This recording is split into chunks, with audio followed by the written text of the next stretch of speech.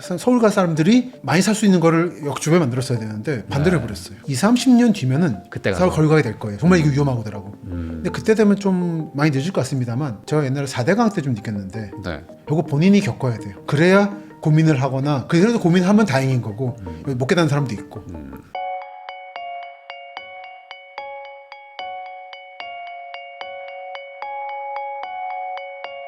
김시덕 박사님하고 이야기 나누고 있는데요. 이번에는 이제 한번 GTX 얘기도 한번 여쭤보겠습니다. 이런 교통 특히 이제 이 고속철도이기 때문에 이 거리를 그 물리적인 거리를 줄여주는 건 아니지만 이제 시간적 거리를 확 줄여주는 이런 교통편의 등장이 앞으로 또 우리 수도권 그렇죠. 뭐 그리고 이제 지방에도 이런 것들 계속 만든다고 지금 공약들이 나오고 있다 보니까 이게 아무래도 좀 이 부동산 시장에도 영향을 좀 줄 것 같은데 그렇죠. 우선은 GTX A 지금 개통하고 초기에는 조금 뭐 안 좋다 뭐 이런 얘기 하다가 요즘에는 뭐 많이들 타고 다니고 좋아한다 이런 언론 기사들이 막 나오고 있거든요. 전체적으로 GTX A 뭐 어떻게 평가하십니까? 초기에 안 좋다는 건 남쪽 구간이고 많이 탄다는 건 북쪽 구간입니다. 네. 두 개는 다른 구간이라는 거. 두 개 다른 구간이에요. 남쪽은 크게 의미가 여전히 없고 그렇게 강조했지만 북쪽은 만들자마자 사람 많이 타는 거죠. 저도 많이 타고 있습니다. 네. 킨텍스역에서 자주 와요. 그 서울역에서 킨텍스까지 20몇 분이라 네. 정말 혁신적이죠. 그러니까 서울역까지 오면 교통편도 많고 하기 때문에 안 그러면 예전에 행신역 가서 탔는데 편수 적거든요. 남쪽은 어차피 SRT가 원래 있었으니까. 원래 있었고 버스 30번대 광역버스가 많아서 의미가 크게 없어요. 주변에 뭐 화성이나 사는 사람 얘기 들어보면은 답사팀 중에도 있거든요. 답사를 오기 때문에 온 거지 처음 타본다. 탈 일이 없었다. 자가용을 타거나 버스를 타지. 네. 왜 내 집 앞에서 직장 가면 되는데 버스 타고 네. 굳이 GTX까지 와가지고 내려가서 다시 타냐는 거예요. 네. 예측대로입니다. 그러니까 지금 연결도 안 되고 있고 삼성역 연결이 되면 좀 탈 거예요 아마. 그랬는데 이게 아마 30년대나 돼야 아마 될 거라. 되고 나서도 남쪽은 지금 SRT 노선하고 공용하고 있어서 같이 쓰고 있어서 속도가 덜 날 거라 연결이 된 뒤에도 분리시킬 것 같더라고요. 운행을. 예를 들어 이제 4호선 수도권 전체 4호선 경우에 당국에까지 가는 게 있고 이름 바뀌었습니다만 최근에 네. 더 진적 가는 게 있고 그런 식으로 할 것 같아요. 운정발 뭐 삼성행, 네. 운정발 성남이 이렇게 구분할 것 같습니다. 그럼 아마 남쪽과 북쪽은 지금과 마찬가지로 앞으로도 계속 다른 효과를 낼 거다. 근데 사실 뭐 킨텍스에서 동탄 갈 사람은 뭐 별로 없으니까. 그렇지 않습니다. 아무래도. 지금도 보면은 네. 수도권 1순환 타고 출퇴근 많이 해요. 킨텍스에서 동탄 버스가 있어요. 그 쉽지 않은데. 아니 근데 많습니다. 3,600인가 버스가 그렇게 네. 가요. 저는 아무래도 삼성역이 개통되는 게 가장 핵심일 거라고 저는 그렇죠. 생각했거든요. 거기로 어쨌든 가기 위해서 이걸 타는 그렇죠, 것들이니까. 그 되고 나면 또 그 맞춰서 수요도 생기겠죠. 네. 왜냐면 지금 수서에 내려가지고 삼성역 뭐 강남 가는 것도 시간이 많이 걸려요. 많이 걸려요. 그러니까 그걸 안 타는데 그렇습니다. 이게 삼성역까지 만약에 연결이 직결이 된다 그러면은 뭐 바로 2호선 가니까. 그렇죠. 그러면 좀 탈 것 같다는 생각도 좀 그렇습니다. 들거든요. 혹시 그게 아마 2030년대 되면 그때쯤이면 될 거다. 25년 개통 얘기부터 계속 나왔는데 안 되고 있잖아요. 이렇게 되면 강남 1급 현상이 더 세지는 거 아닙니까? 그렇죠. 그건 뭐 피할 수 없습니다. 근데 그렇다고 이걸 안 만들기도 뭐한 이런 상황이라고 보셔야 됩니까? 아니면은 GTX는 안 만드는 게 어찌 보면 더 문제 해결에 도움이 되는 거라고도 보세요. 이거는 우선 GTX는 A만 있는 게 아니고 네. B는 강남 안 옵니다. 그리고 D도 설계상으로는 현재로서는 강남에 안 오는 걸로 부천에서 끝나는 걸로 돼 있어서 뭐 GTX가 전부 강남 온다는 건 아니라는 거. 그 B는 송도에서 서울역 가서 동쪽으로 가잖아요. 네. 그렇기 때문에 다른 거고. 근데 C가 있지 않습니까? C도 어쨌든 C는 하려고 그렇죠. 하니까. C는 이제 수원까지는 온다는 거고 아마 되긴 할 건데 그 음악아파트가 반대하던데요. 뭐 그 지금 지하 뭐- 대심도 뭐 네. 등등등. 비가고 씨는 언제 될 거예요? 질문하셨지만 저는 아마 만들긴 만들 건데 네. 그 부동산 쪽에서 말하는 것처럼 뭐 몇 년으로 안 됩니다. 그 되게 오래 걸릴 거예요. 40년대쯤이나 되면 모르겠습니다. 그러면은 지금 A 정도만 현실화가 되는 거잖아요. 그렇죠. 당장은. 그러면 이 A 정도로는 어떤 그 수도권 거주자들의 그 뭐 인식이 바뀔 정도까지 영향 주긴 좀 쉽지 않다. 아니죠. 아. 그 정도 아니죠. 그러면 사실 최대 수혜자는 이쪽 일산 운정. 파주 요쪽 아니겠습니까? 그리고 창릉 이 정도가 수혜인 거고 B가 만들어지면 송도도 이제 수혜가 되는 그 정도인 거죠. 그리고 이제 영향이 있고 없고는 거는 일부 상권은 피해를 보는 거고 나가니까. 근데 일부 상권들은 오히려 들어올 수 있는 거고.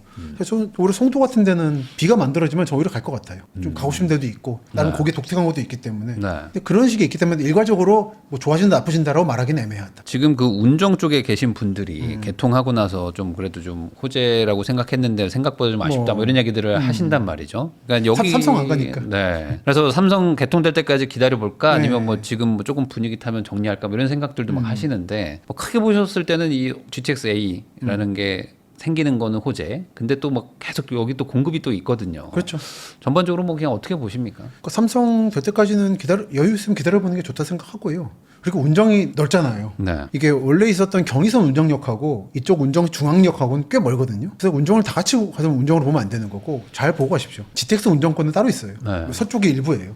그렇게 보셨을 때는 만약에 동쪽에 경의선 쪽에 아파트가 있다 할 때는 운정이 뭐 삼성 가든 말든 크게 영향이 없을 거라고 좀 봅니다. 좀 주차장도 좀 이상하고 그리고 그 역 주변에 고층 올렸어야 되는데 바로 옆에 보면 저기 타운하우스 있어요. 맞아요. 그래서 좀 설계가 좀 이상하다.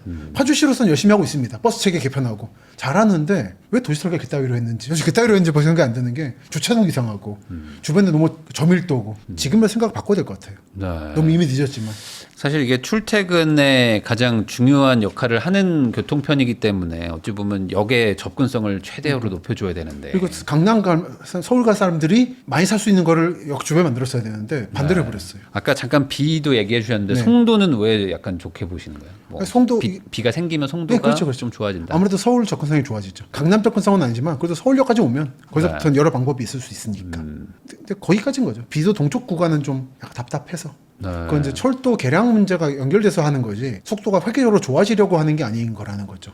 시 같은 경우도 지금 대부분 구간은 기존에 있던 1호선 라인, 이러면 경원선 라인이라고 하는데 이 라인을 같이 공용하는 거라 수원까지 간다는 게 걱정이죠. 속도가 기대한 만큼 안 나올 겁니다. SRT 보면 맨날 연착하잖아요. 네. 그러면 SRT보다 순위 밀리거든요. 이쪽도 마찬가지로 1호선 밀리면은 그보다 연착되는 거고. 그렇기 때문에 너무 큰 기대는 안 하시는 게 어떻겠는가라는 말씀을 드리고 싶네요. 그러면은 GTX 라인으로 봤을 때 투자 유망지라고 할 만한 데가 뭐 많이 없네요. 그렇습니다. 그러니까 그간 10년간 너무 호재가 없다 보니까 GTX를 다들 이제 떠받들었는데 좀 그렇게까지 할 문제는 아니라고 봐요. 창릉, 일산도 신도시 이쪽이 아니라 킨텍스도 새로 만들고 있잖아요. 장항동 쪽에. 네. 이쪽인 거고. 다른 일산에서 가는데 좀 시간 걸립니다. 저는 뭐 개인적으로는 창릉 신도시가 그렇죠. 제일 맞는 것 같아요. 맞습니다. 네, 거기가 가장 좋은 것 같긴 맞습니다. 합니다. 창릉 위치 좋아요, 진짜. 네. 근데 다만 이제 한 가지 좀 걸리는 거는 거기 서울 북부저유소라든지 약간의 공업지대들이 있어서 네. 그거 어떻게 할 것이냐 문제는 있죠. 어쨌든 삼성역 접근성이 좋아진다는 거는 뭐 이래저래 뭐 그거는 확실한 거니까 그렇습니다. 생기면 좋지만 빨리 생기지는 않을 수 있을 것 같다. 이게 여유 잡아서 A의 완성은 한 30년대 들어가서 그러니까 제가 좀 몇 개 철도 말씀드리는 게 대체로 지금 노선 자체도 공사도 어렵고 로템이라든지 차량을 잘 좀 만드는 게 밀려 있어요. 네. 공급이 딸려요. 그래서 이번에 개통한 동해선이라든지 이것도 참 좋은데 차량이 없어서 운영을 못하는 중이에요. 이게 해소되는 게 한 4, 5년 걸립니다. 대단히 그 기술적인 문제예요. 그 정치인들이 자꾸 이렇게 다그치는데 다그친다고 없는 차량이 만들어진 게 그렇죠. 아니거든요. 그게 해소되는 게 30년대라고 보시면 속 편합니다. 여러분들이 지금 호재 말하고 있는 거는 대부분 5년 뒤쯤 얘기다. 그러니까 너무 지금 빨리 들어가려고 하면은 네. 좀 성급할 수 그렇죠. 있다. 지금 들어가시면 아마 고립될 겁니다.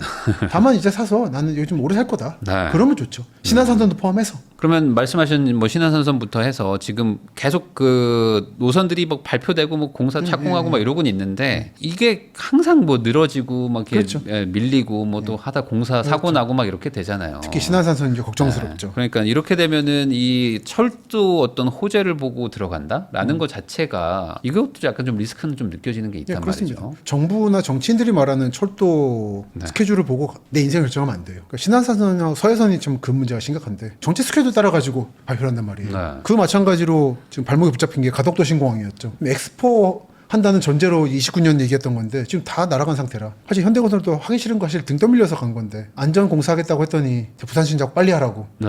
사실 부지공사를 저는 이거 부추기고 있다 생각해요. 그래서 못하겠다 결국은. 네. 그러니까 국토부도 사실 하기 싫은 느낌이거든요. 그래서 이제 다시 뽑겠다. 그 계속 유찰되다가 겨우 뽑은 건데 현대건설. 안 하겠다 그러면 사실은 답이 없는 겁니다.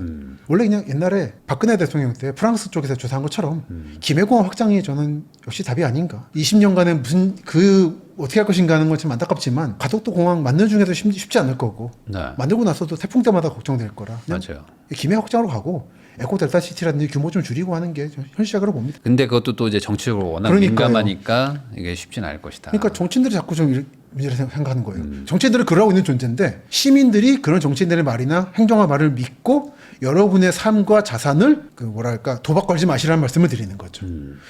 이런 식의 토목의 스케줄은 따로 돌아가는 거다. 그거를 제발 이해해달라. 저는 개인적으로 부산을 좀 살리는 게 그나마 좀 어떤 지방의 소멸을 좀 늦추는 게 그렇죠. 아닌가라는 생각은 좀 있는데. 거점이 많을수록 좋죠. 네. 그리고 거점은 좀 서울에서 좀 먼 곳을 그렇죠. 좀 인위적으로 키워야 된다는 생각도 있거든요. 그렇죠. 박사님이 보셨을 때 부산을 키운다. 이게 가능한 일이라고 보십니까? 부산 정치적인 이런 것들까지 다 고려하면. 부산을 키운다기보다는 네. 제가 말하는 동남권을 키운다는 건데 그 동남권들이 좀 재밌는 게 보면 자기 도시만 얘기를 해요. 그러니까 부산 사람들은 청년 인구를 다 서울을 뺏어갔다. 네. 근데 부산은 울산 인구 뺏어오고 있거든요. 그런 얘기 안 하더라고요.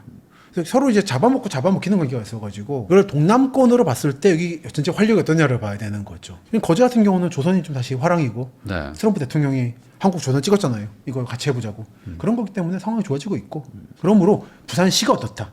창원시가 어떻다기보다는 동남권의 거점 도시 간에 이런 연계가 점점 긴밀해지고 있다라든지 그러니까 서울 쪽에 신안사선 이런 문제처럼 부전마산선 같은 게 완성이 될 거다. 아마 올해 개통할 것 같은데 부분 개통이라도 이런 것들이 어떻게 좋은 영향을 미칠 것인가 이렇게 접근해야 된다 생각. 그 과거에 뭐 메가시티 해가지고 얘기들 나오다가 부울경 뭐 이런. 근데 그것도 좀 약간 좀 지지부진한 거. 그러니까 지자체장들이 서로 친할 때 하다가 이제 바뀌고 나면 또 파되고. 그러니까 이게 다 참 의미 없는 어려운 거예요. 것 같아요. 의미 이게. 없는 거예요. 결국에는 이제 큰 그림을 보고 합의를 해야 되는 일인데 이게 서로 이게 입장이 다르다 보니까 또 내가 대장해야 되고 네. 어디 뭐 통합기관 어디 둘 거냐 싸우다가 끝나잖아요 몇 년. 그러니까 의미 없는 겁니다. 말씀하신 것처럼 혁신도시도 어딘가에 좀 이렇게 밀집해서 만들었어야 되는데 한 세 군데 만들었으면 됐어요.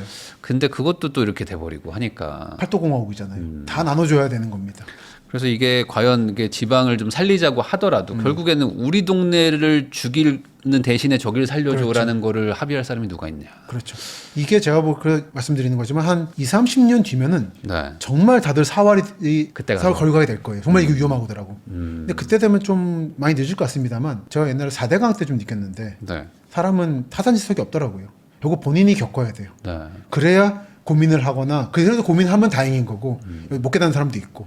일본은 뭐 그렇다고 제가 뭐 전해 들었는데 뭐 이렇게 뭐 10곳이 있으면 그 중에 한 두세 곳만 살리자라고 아예 정하고 나머지는 뭐 이주를 시킨다든지 뭐 이런 식으로 하고 망하고 있다는데. 망해가지고. 망할 때까지 가야 예, 결국에 망하방 그렇게 망했습니다. 된다. 일본도 보면 다람쥐 도로라고 이름 많이 있는데 네. 사람 얼마 안 사는데 도로 깔아주고 그때 옛날에 공략했으니까 네. 그러고 나면 아무도 안 다니고 그래서 그 인프라들 이제 와서 이제 정리하자고 그래서 인프라 살생부라는 것도 내세우고 네. 터널 유지보수 안 된다 그런데 다 깔 때까지는 아무도 말을 안 하더라고요.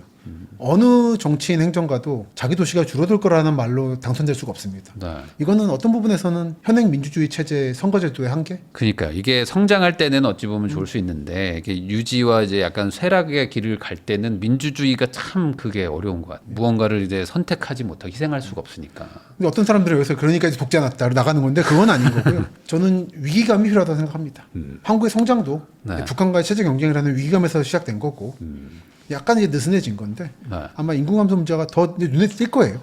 그러고 나면 그러면 GTX 아까 말씀해 주셨던 거는 크게 뭐 생각하지 말라고 해주셨잖아요. 네. 그러면은 GTX랑은 상관없이 그러면 지금 얘기를 다 종합해 보면은 그냥 강남 가까운 데를 사라 아니면은 확장 저기 강남권으로 청주나 이런 쪽을 사라 이렇게 그냥 정리가 되는 걸까요? 뭐 향후 이제 투자를 하시려고 하시는 분들이 이제 전국적인 규모로 보시는 분들은 그런 투자가 되시는 거고 이제 나는 내 지역이 잘 아는 곳이니까 여기 투자하겠다 하면 이제 지역별 핵심 지역들이 있는 거죠. 네. 근데 대서울권이 아닌 지역에서 투자하실 분들은 외곽의 택지지구로 나가지 마세요. 인구 축소되는 순간 네. 확 빠질 곳들이라서 몇 개 지금 떠오르는데 그 좀 말씀드리면 큰일 나고 결국에 지방 도시가 인구가 감소되기 시작하면 중심부 살리기로 갈 수밖에 없는 거 아닌가요? 그렇습니다. 그럼 이제 자연스럽게 압축 도시로 가는 거죠.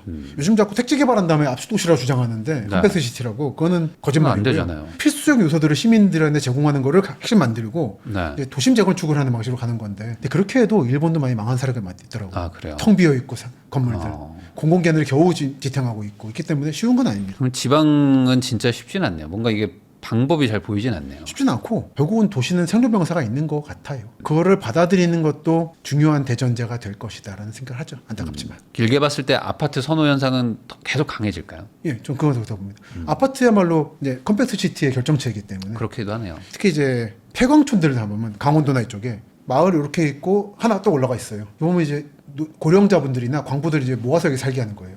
이게 여러 가지 효율적입니다. 도시를 위해서. 근데 정말은 이게 리단에까지 있으면 안 되고 몇 단위 로 집중되면 더 좋은 건데 어쨌든 그 중간 과정이 시작됐고 있다라는 거는 느껴지고 있어요. 일부러 좀 밀집시켜서 예, 사는 예. 게 그게 여러 가지 열이든 냉방이든 하기 좋거든요.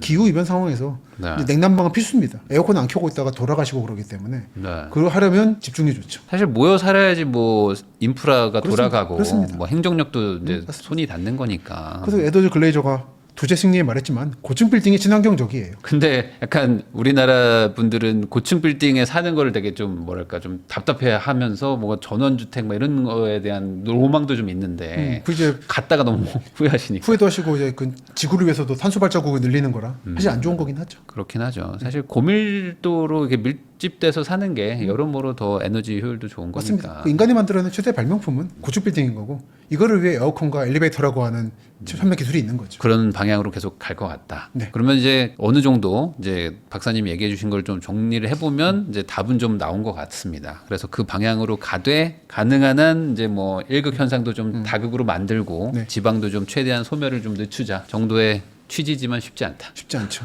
그러니까 2차 혁신 공공의 이전이라도 그거라도 좀 잘했습니다. 제발 좀 갔던 데 보내는 방식으로 아, 조금이라도 집중시키면 좋겠으나 네. 난망하다. 아, 이게 또 선거가 있으니까. 예, 왜 우리 면은 안 해주고 저쪽 면은 해줘라는 게 나오거든요. 왜 우리 군은 안 해주고. 저도 저번에 어디 한번 그 강원도 쪽을 갔는데 이제 할머니 할아버지밖에 안 계시는 곳인데 이게 체육관 같은 게 엄청 신축이 돼 있더라고요. 맞습니다. 아무도 안 계세요. 게이트 볼장도 있고. 아, 그래서 뭐 농구대랑 막 이렇게 있는데 누가 누가 거기서 농구를- 농구를 하시는 거지 도대체? 그 외국인 청년들이 하죠. 예, 그래서 참 이게 근데 그런 걸 또 계속 만들고 있으니까 또 그렇죠. 참 이게 걱정입니다. 걱정이죠. 네. 사실 그 지금 말씀하신 그런 돈을 가지고 좀 더 교통망이라든지 네. 중앙에 교통을 집중시키고 여기다가 인프라 많이 만들어서 사람들 끌어들여야 되는데 그러니까. 그 돈으로 곳곳에 마을 단위마다 만들고 있으면 사실은 답이 없죠. 지금까지 김시덕 박사님 모시고 한국 도시들에서 나타나는 특징부터 서울만큼 살기 좋은 지역은 또 뭐 어디가 나타날 수 있을지 아니면 지금 투자를 하실 분들은 어디에 해야 되는지 다양한 이야기 한번 나눠봤습니다. 이번에 또 강남이라는 책을 또 쓰셨는데 이제 뭐 강남에 대해서 관심이 있으신 분들 뭐 그리고 이제 그게 아니라 한국의 사람들의 어떤 삶의 역사 이런 것들이 어떻게 바뀌어왔는지도 궁금하신 분들은 이 책도 한번 보시면 좋을 것 같습니다. 귀한 시간 시청해 주셔서 다시 한번 감사하다는 말씀 드리면서 저도 인사 나누도록 하겠습니다. 오늘 나오셔서 감사드립니다. 감사합니다.